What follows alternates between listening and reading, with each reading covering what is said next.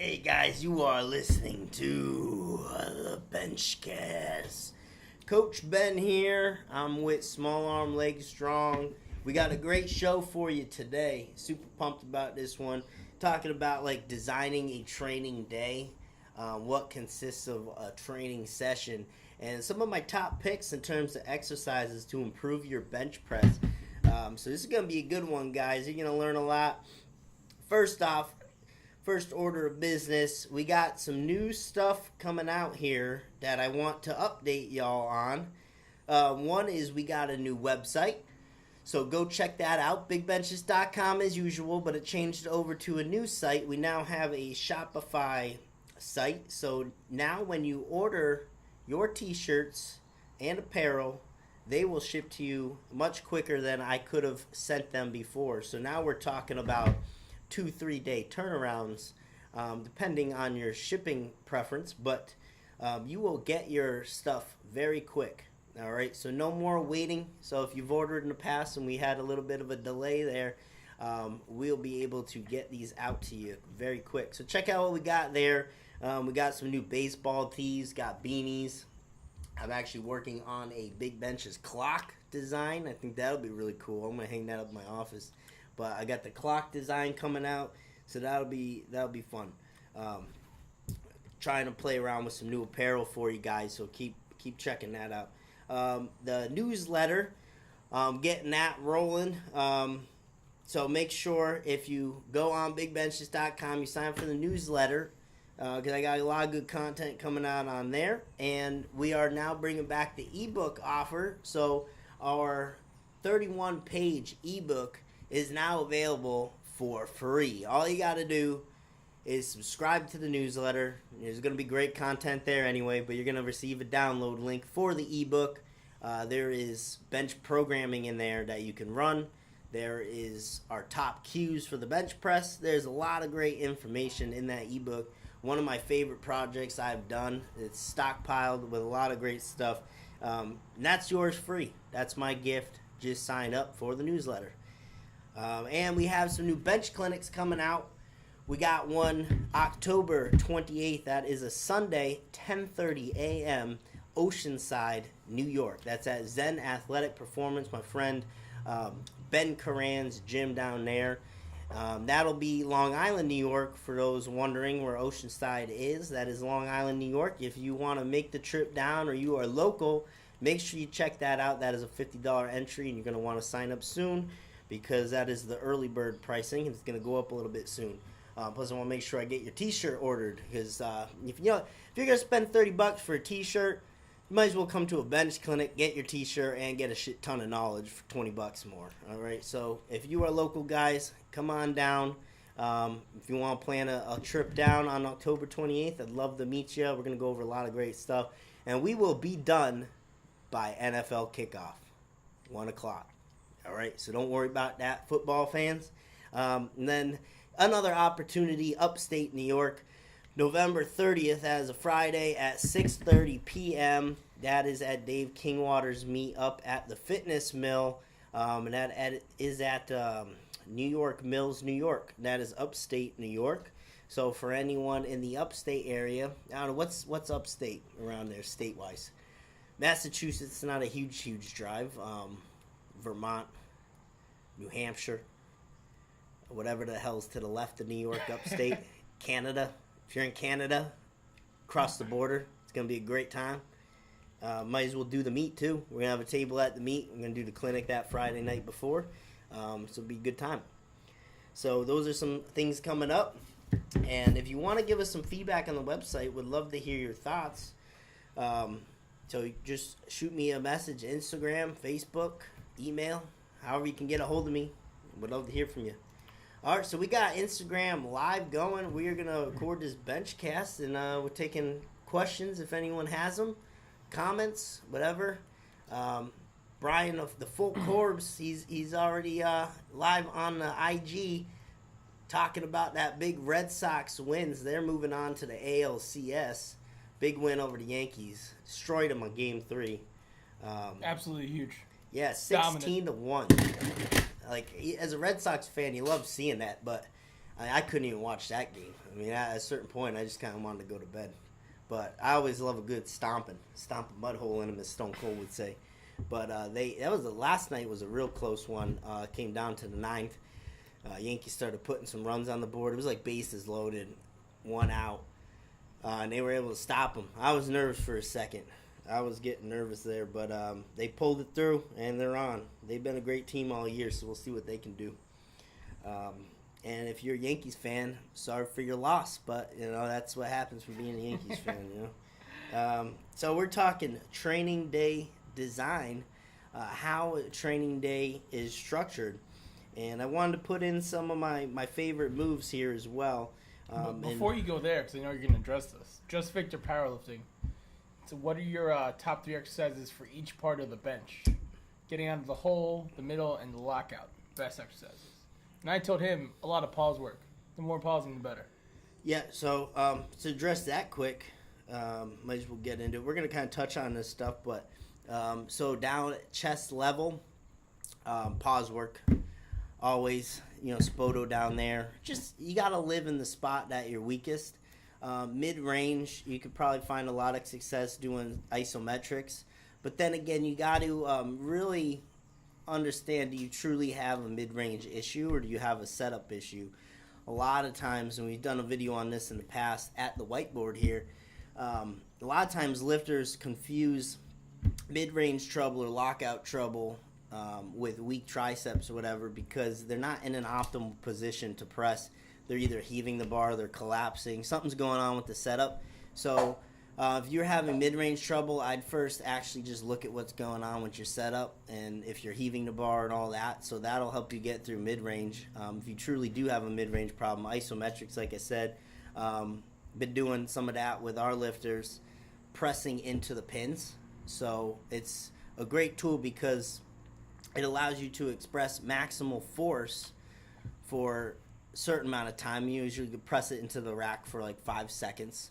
But you're expressing max effort force through that very specific window. I believe research says you can gain strength 15 degrees plus minus that specific range of motion. So very good tool for helping you get past that certain sticking point if you truly have a sticking point there. And again, off the chest, all pause stuff really. You just got to live down there. And then lockout. I wouldn't really see a raw lifter having a true lockout issue, again, unless they're heaving, but usually doesn't happen with raw lifters. More or less, if you're having a lockout issue, and we're talking just that final little elbow extension, I mean, that's what I think you're getting at because mid-range is pretty much like lockout. If you're talking truly just that little end range there, that's usually a shirted lifter's issue most of the time. And what I've been doing is high board, a lot of like partial range of motion lifts. High board's great. So a 3 board for me, that's like right there, final extension. So what I'll do is I'll usually at the end of the main work, or even if I burn out, if I do like a 2 board burnout, and then I throw on the 3 board right at the end there, and I just hit the last few. You'd be surprised how hard this little movement right there becomes. And that becomes a real struggle, but I burn the shit out of that.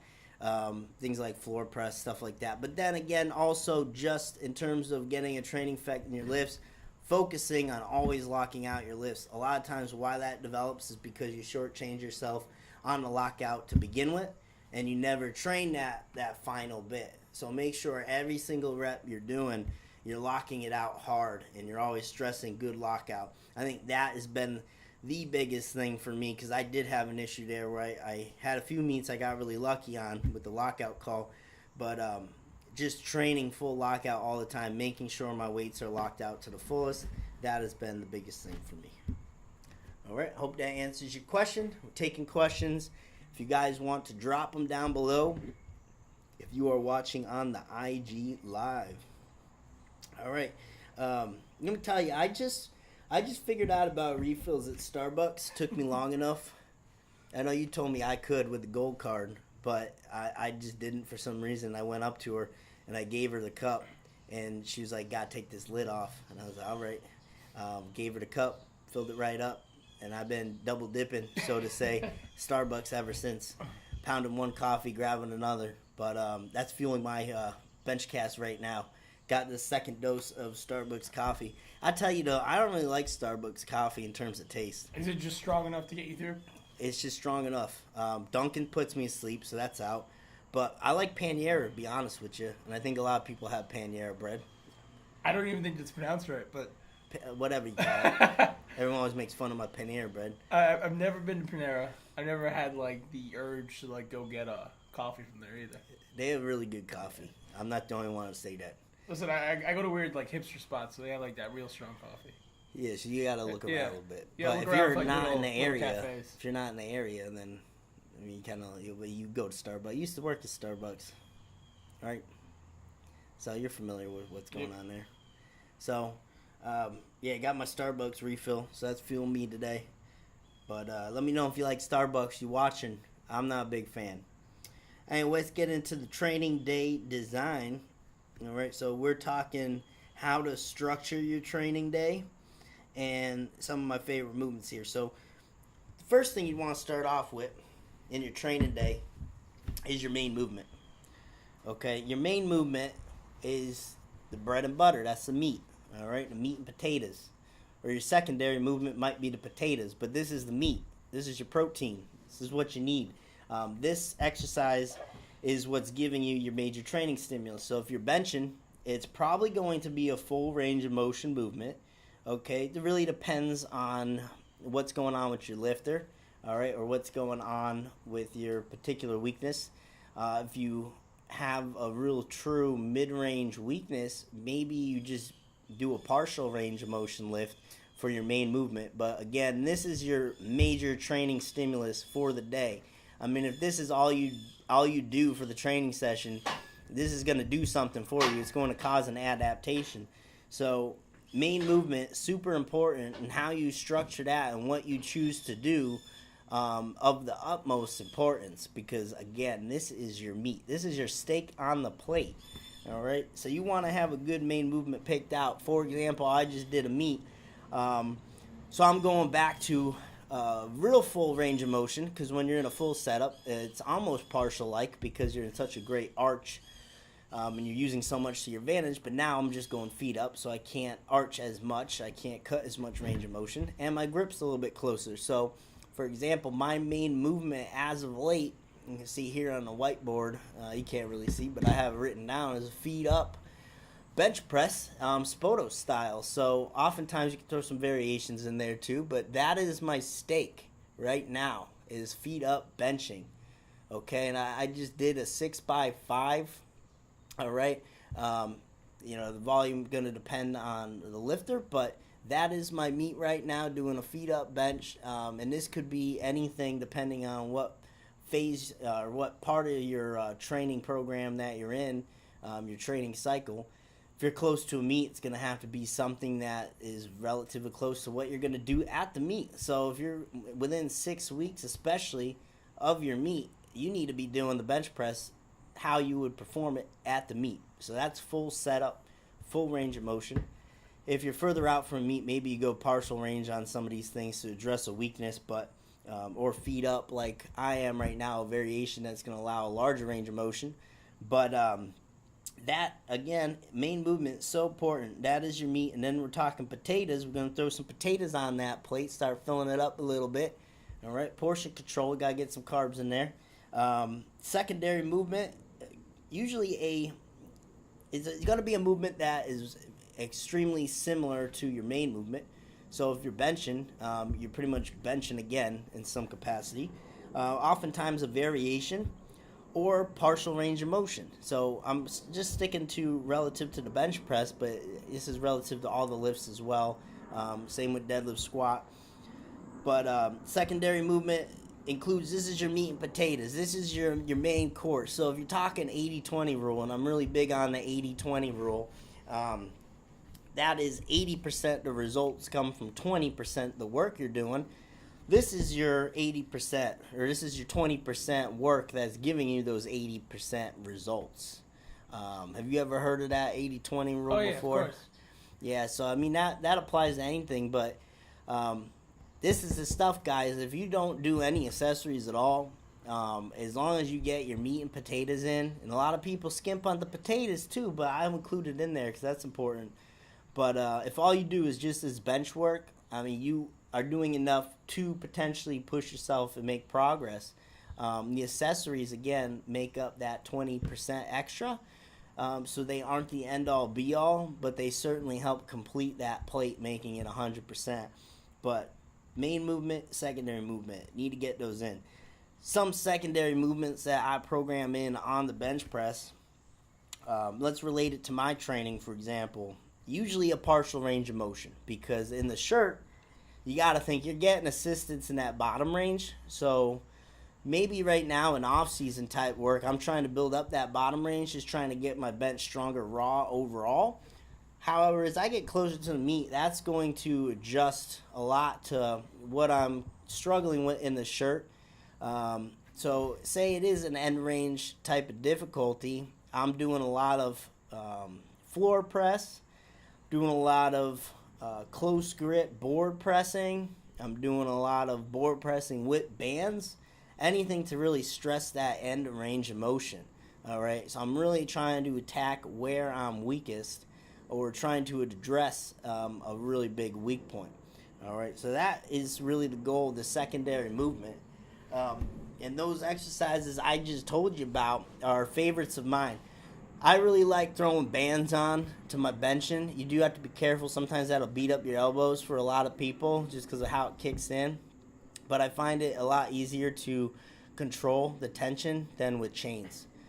You ever bench with bands often at all? Oh, yeah, of course. The big thing with bands... What do you like between like chains and bands? You got a feel difference? It's hard to set up the chains. The big thing with bands is you can keep them in your gym bag. If you go to a commercial gym, you can always have bands. Yeah, and people rarely have chains. Right? Yeah, people, like, if you go to a commercial gym, there's no chains. So you're bringing all your own shit. Yeah. So bands is really good if you're traveling a lot, if you go to a commercial gym. If you don't have, like, that niche powerlifting gym, bands are by far your best friend. Yeah, absolutely. If you're at that commercial gym, and sometimes I lose sight of this, guys, because I'm spoiled. You know, I got a nice competition bench set up here. The gym, we got everything. So it's just, I'm used to that. But then I forget a lot of you train at commercial gyms.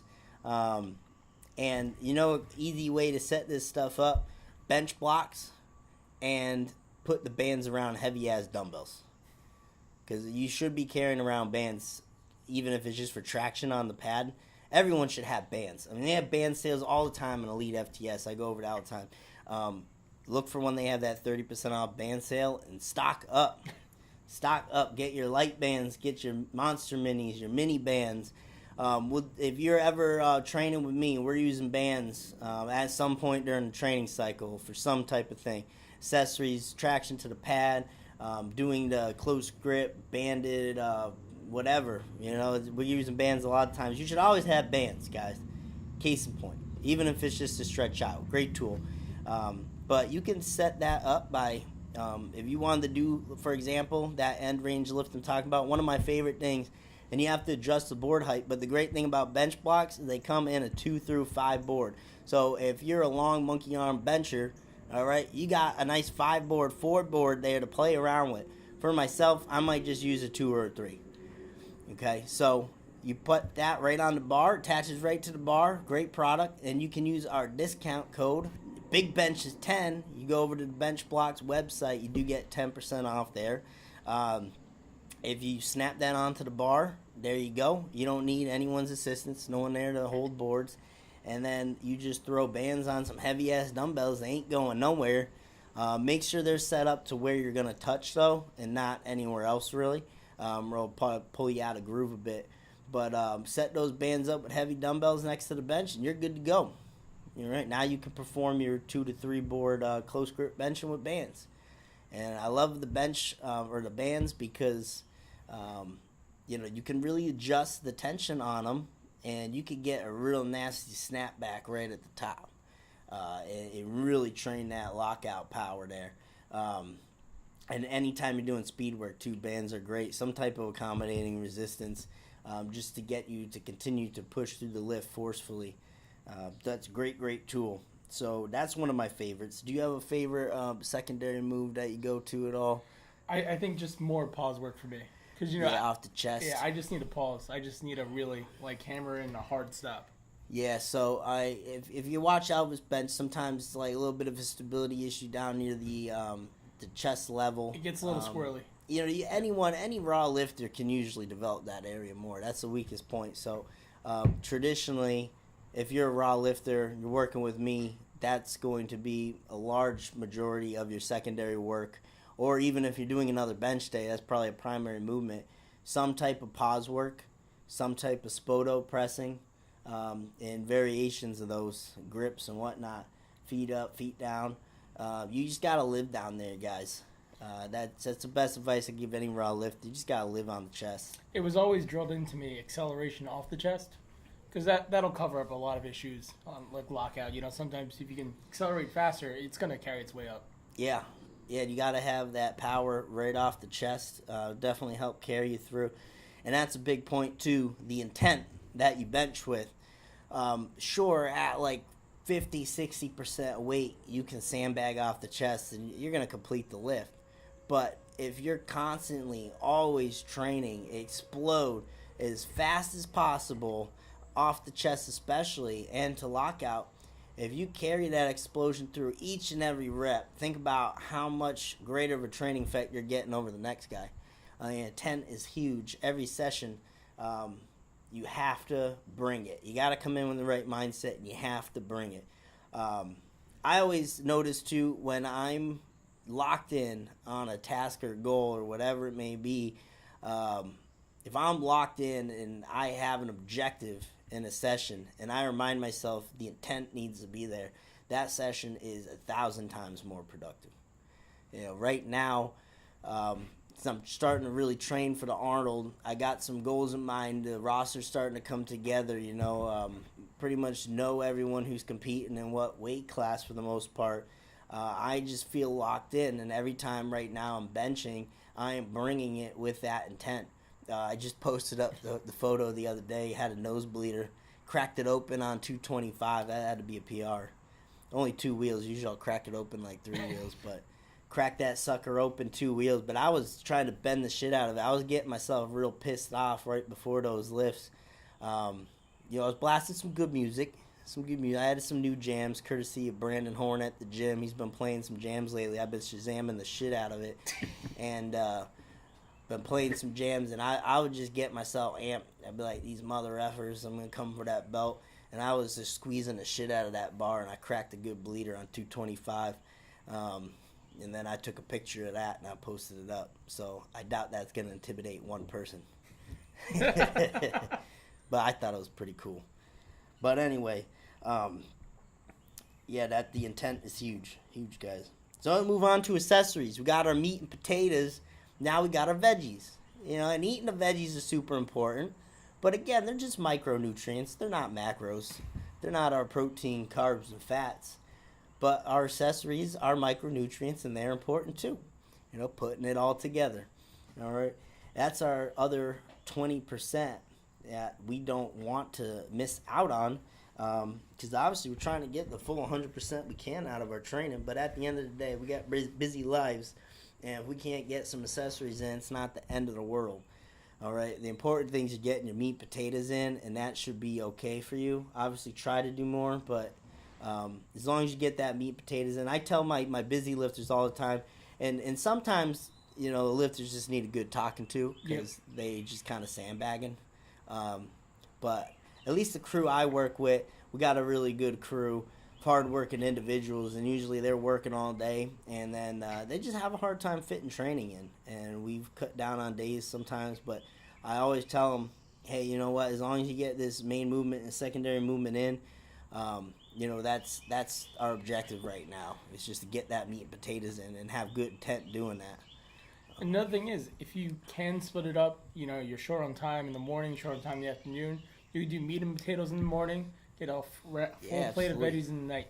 That's good. That's a good tip. That's something I actually played around with in the summer because, you've been in here in the summer when we're filming. Gets way too hot. It is freaking hot, and I'm like ready to pass out from filming videos, let alone trying to train. I'm out here with like 3 towels, sweat my ass off, feeling like I'm going to pass out on the bench press. So there was no way I was bringing any intent to my accessories. So that's a good point, because I was fresh, with the main movement, but then I needed a break. I was ready to pass out, and then at night, I would come in and I'd slam my accessories, and I had more intent doing it. So I think that's a really good strategy if you're able to swing it.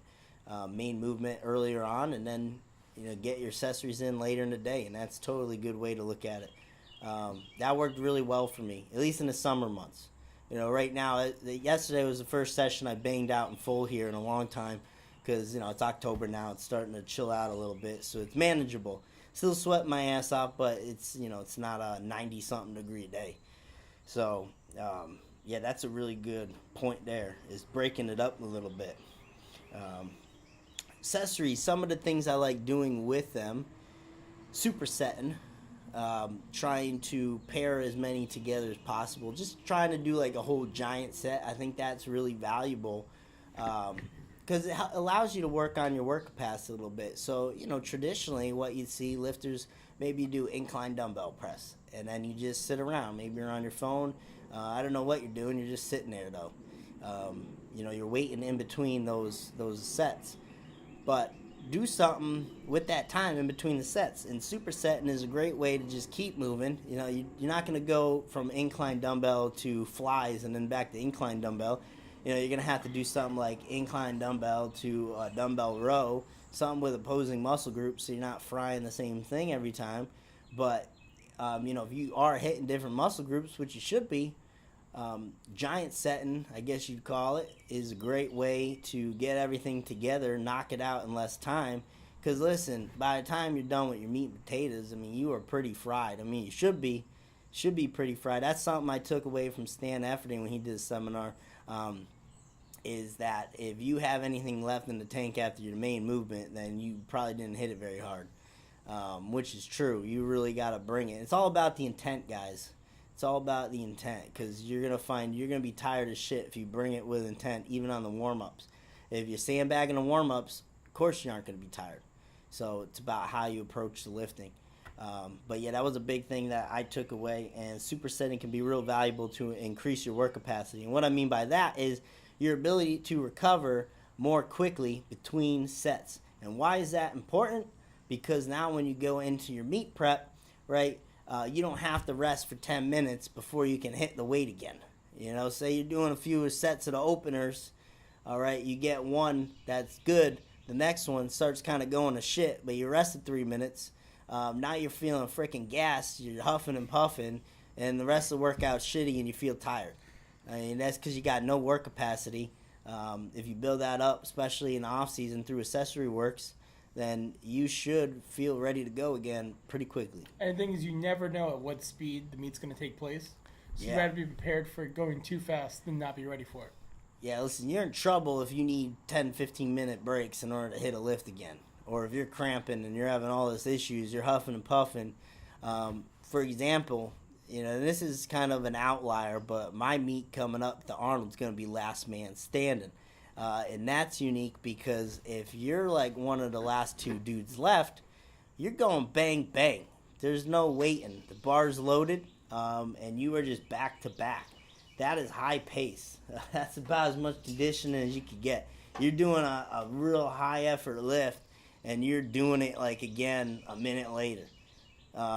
Meet normally isn't to that kind of extreme, but you do have to be ready to jump back in. You don't know how long your flight is. You maybe have 10 people in your flight. That shit's going to move.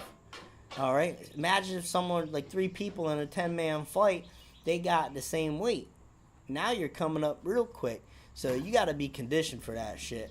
If you're tired by your third lift, that you're in trouble. Superset, and that's a great way. So, and what's your favorite superset?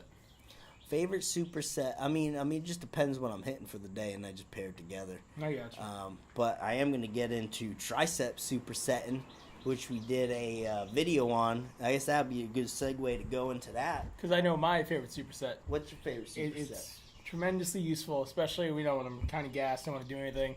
It's buys, tries, and traps. All right, so you just got like some specific muscle groups you like to really hit, huh? Yeah. Yeah, that arm circuit, man. I remember back when I was in bodybuilding, nothing better than hitting some buys than some tries. That's the best stuff. You get the hugest arm pump. Right now, I don't really have that because I'm doing back and buys like on Monday, and then I'm hitting triceps as accessories on my bench day. But maybe I'll sneak a try in there just to get a nice full arm pump. Right after deadlift day, when you know you have an extra day off in between 4 squats, you know, I mean, I don't know if any of you ever measure your pythons, but my pythons are sitting right around 16 and a half, which is low key as shit. I mean, I don't have big arms whatsoever. And, you know, it's almost a joke, you know, that I could bench 700 with these puny ass arms. So, you know, I can get all the help I can. I can pump them up a good inch or so from training, but they got to get bigger because I got like 16 and a half arms, and that's not acceptable whatsoever. I mean, I should be packing 20-inch pythons, but I'm not. I got small, tiny arms, and that's why I got out of bodybuilding because I don't grow for shit. You know, reason being, too, you can see, these are my only tats I got is all this stretch shit coming out of my pecs because I wasn't supposed to grow. They didn't want me to grow. All right, God didn't want me to grow, but I did anyway. Trying to hold you back. Yeah, so I beat time, and I am growing anyway. So, yeah, that's what you get. But 16 and a half python's not going to cut it. If I want to hit a 1,000-pound bench, I got to have at least pack 20-inch pythons. So tricep supersetting I was getting into, and that's something I really like to do.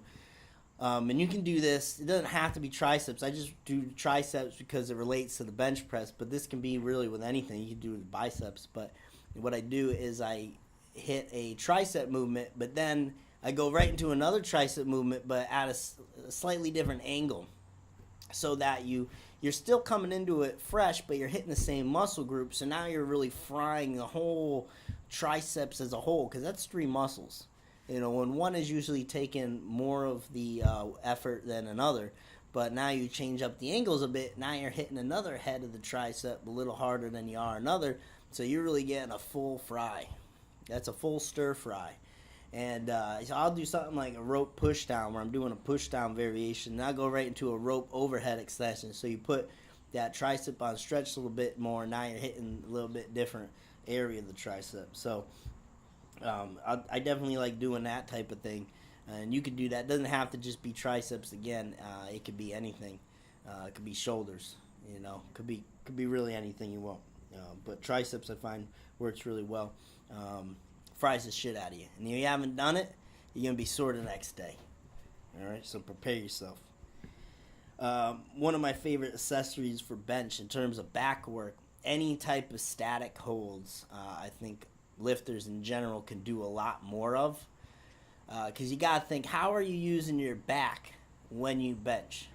All right, you're not actively rowing the weight, I would say, especially for a raw lifter. You're not actively trying to row weight down. I know that's a cue, but that's not happening, or it really shouldn't happen. You know, you're catching with your back, but you're not. It's not a row. So static hold allows you to train the back how it works in the bench, and that's statically. When you're benching, you're creating that platform, that tightness in your back, and it's not moving. It's staying where it is, so you have to train it as such. So if you can get into like a seated row, or you can do something like a seal row, which is really just the bench switched over in reverse, because you're belly face down supported, and you're just rowing that bar up to the bottom of the bench. If you can just do a static hold there, and you know, think about how long you might bench for. It's not long. Throw some heavy ass weight on there, hold it for 10 seconds. A good hold, not one where there's separation, like something you could keep to your chest and hold statically, put a good bend in it. So I would clarify, probably not a shit ton of weight, but a good amount of weight, and only do it for about 10 seconds. So you should start breaking down around 12. That can be very valuable, because that's exactly how you're using your back when you bench.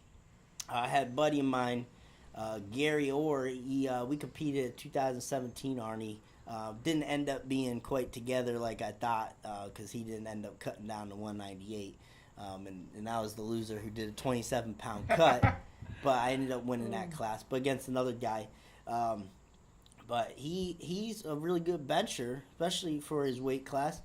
But he just gets some crazy shakes, and he reached out to me one day, asking what's going on with his crazy shakes when he's benching. And I just told him, hey, you mind you just hit some more static holds, gave him some exercises to try out.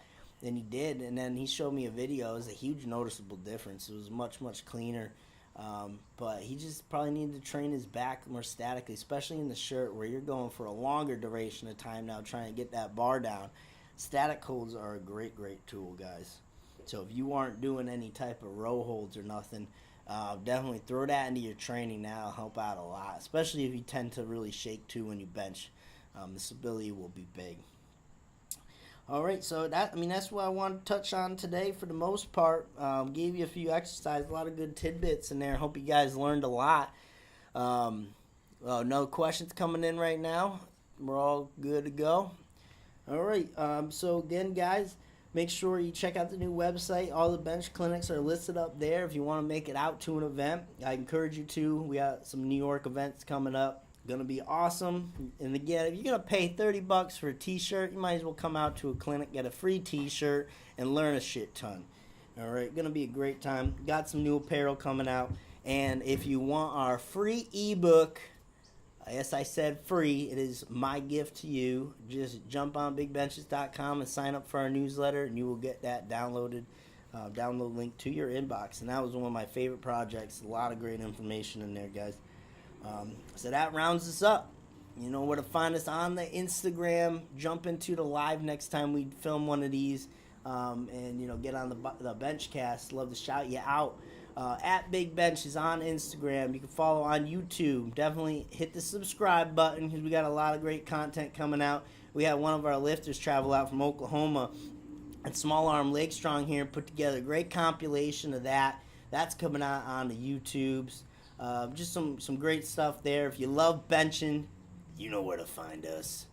On a bench. Had to throw that in there. But you know where to find Elvis at Small Arm Leg Strong. So keep tabs on his one post per month.